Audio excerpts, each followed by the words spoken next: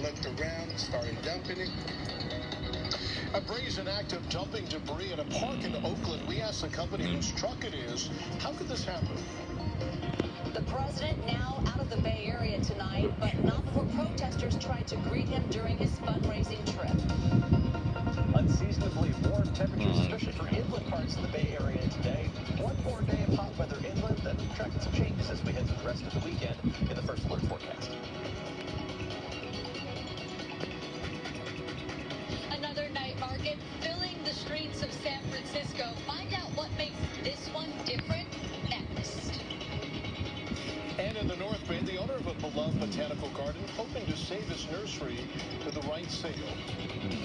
I would tell them I hope you love this place as much as I do, and respect it. From CBS News Bay Area, this is the Primetime Edition on KPIX Plus. Good evening, I'm Devin Feely. These are tonight's Primetime headlines.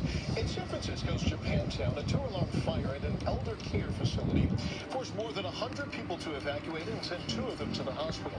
That fire broke out on the 3rd floor of the Jones Senior Homes apartment building on Fillmore Street.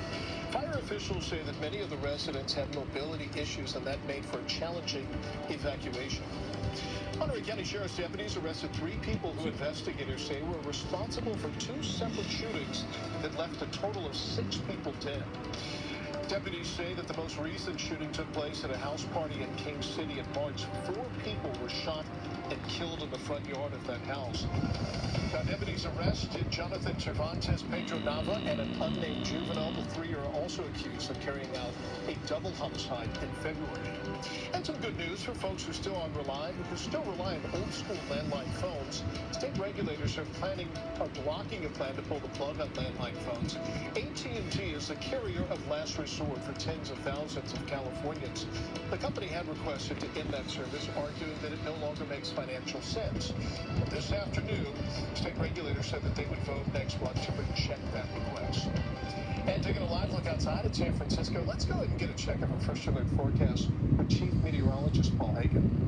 Today's temperatures were well above average, especially for inland parts of the Bay Area, topping out anywhere from 13 to 17 degrees above average, 86 degrees for San Jose, and all the way up to 90 degrees in Concord and in Santa Rosa. Temperatures are going to be very similar again tomorrow. Let's fill in the rest of the map, show you today's high temperatures that we had earlier today. Temperatures got up to the mid-80s in San Jose, but all the way up to 92 degrees for Los Gatos, one of the hot spots around the entire Bay Area.